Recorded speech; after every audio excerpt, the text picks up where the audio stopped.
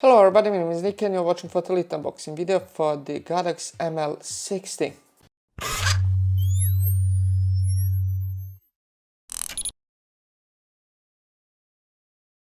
When we open the box, we find this carrying case.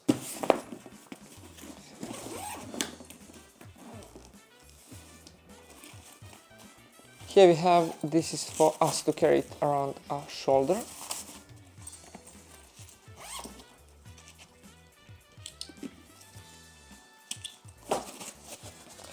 Then here we have, this is the battery grip adapter for use of the MPF batteries. Then here we have, this is we mount plate, and then we can mount this onto a tripod so that it would stay on the tripod.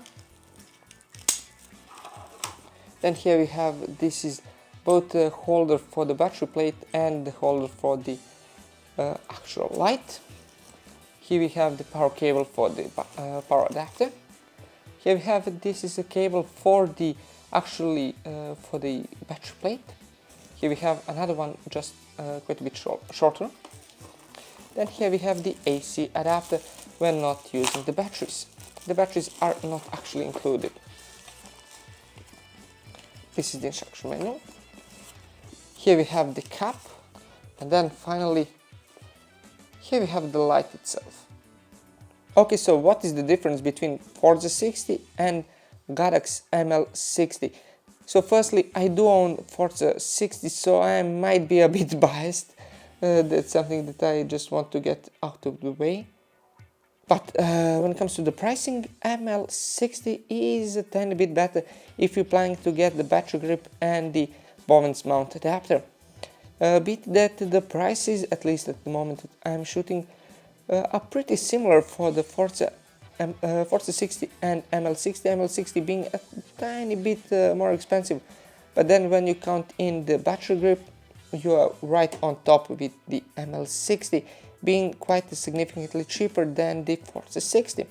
Then when it comes to the Bowens mount adapter for the ML60 is S2 type, which has a few other functions than just being for the ML60. If you have a flash like V1, you then need S2 type.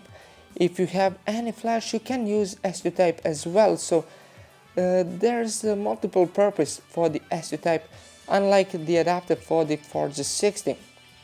But these are pluses for the ML60.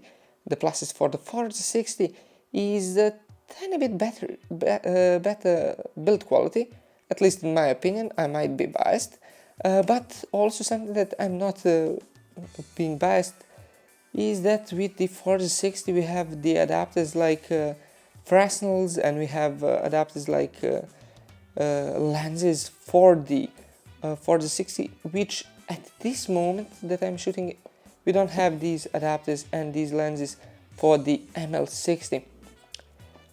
All in all, whether you choose ML60 or Forza 60, there's not really that big of a difference. Both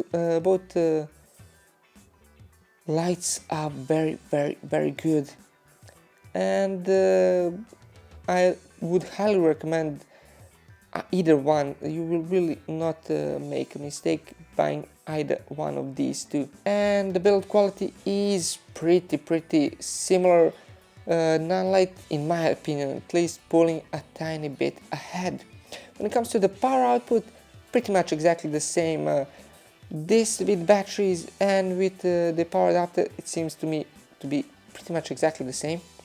When it comes to comparing it to the Nonlight, this is a tiny bit more silent with the fan on than the Nonlight, or actually it's significantly more silent, but Nonlight being that is pretty silent as it is, it's not very loud head.